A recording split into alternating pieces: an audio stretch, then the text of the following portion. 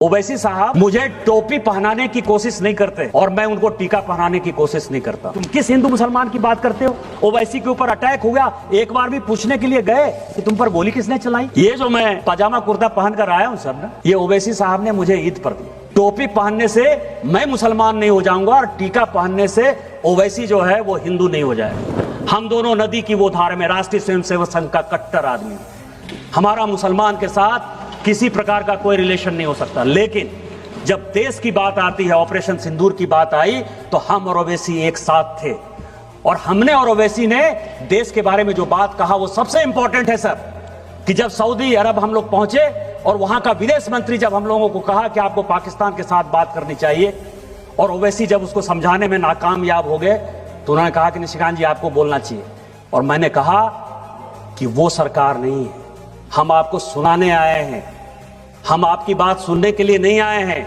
मनमोहन सिंह नहीं है हम कि 2008 में मुंबई बम ब्लास्ट हो गया और आपके कहने पर इसी सऊदी अरब के दबाव में, इसी अमेरिका के दबाव में, शर्म अल शेख में आपने जाकर समझौता कर लिया, एग्रीमेंट हो गया। पहली बार भारत सरकार ने कॉम्प्रोमाइज करते हुए यह बता दिया कि बलूचिस्तान में जो कुछ हो रहा है वो भारत सरकार का उसमें योगदान है। हम वो घटिया आदमी नहीं है। यदि हमारे आदमी को आपने मारा है तो हम मारेंगे। आपको पाकिस्तान को समझाना है तो समझाइए। हम और ओवैसी ने कहा, क्योंकि जब ये नदी चलती है सर, हम नदी की दो धार हैं, लेकिन नदी गंगा सागर में जब मिलती है, समुद्र में मिलती है, तो वही भारत में अनेकता में एकता होती है। हम भारतीय हैं पहले, और यही बात कहने के लिए हम और ओवैसी साथ गए थे। 2014 से लेकर 2026 तक, सुनने वाली बात है, 2014 से लेकर 2026 तक राहुल गांधी ने 260 विदेश यात्रा की है सर। एक दो नहीं, 260। अब आपको मैं बता रहा हूं कि गांधी फैमिली का कोई बिजनेस नहीं है सर। किताब की रॉयल्टी से जो पैसा आता होगा, इसके अलावा कोई बिजनेस नहीं है। ये 260 यात्रा किसने स्पॉन्सर की? Leader of the propaganda. जब एक इग्नोरेंट आदमी एरोगेंस का शिकार हो जाए तो हमारे हिंदी में एक कहावत है कि फटा पोस्टर निकला हीरो। या लीडर ऑफ प्रोपगंडा इस तरह की हरकतें क्यों करते? 95 चुनाव हार चुके, 95 चुनाव हार चुके।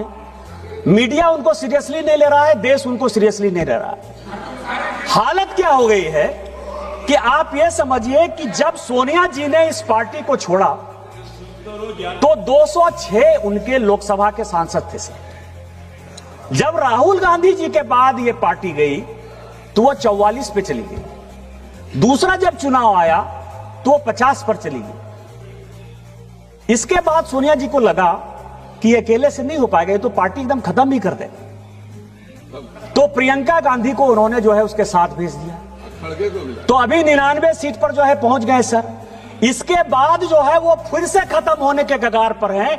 इसी कारण से लाइमलाइट लेने के लिए अब लड़ाई हो रही है कि प्रियंका जी नेता बनेंगी कि ये बनेंगे। इस कारण से जो है ये इस तरह की हरकत कर रहे हैं सर, केवल देशद्रोही हरकत कर रहे हैं। कि गांधी परिवार में जो आदमी पैदा होता है वो प्राइम मिनिस्टर इन वेटिंग होता है, एलओपी नहीं होता है, लीडर ऑफ प्रोपगंडा नहीं होता है सर, लीडर ऑफ अपोजिशन नहीं होता है, प्रधानमंत्री होता है। अभी उनके बेटे की शादी होने वाली है, मैं उनसे रिक्वेस्ट करूंगा कि अपने बेटे के साथ मेरा फोटो खिंचा दीजिएगा, क्योंकि लड़ाई तो वही है ना।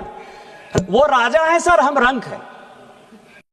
गांधी परिवार में कोई पैदा हो गया, उसको इस देश पर राज करने का अधिकार है। नेहरू जी देश के पहले प्रधानमंत्री थे, राहुल गांधी और प्रियंका गांधी के रिश्तेदार होंगे, लेकिन देश के पहले प्रधानमंत्री को कोट करने का अधिकार, उनके गलतियों को बताने का अधिकार मेरा है।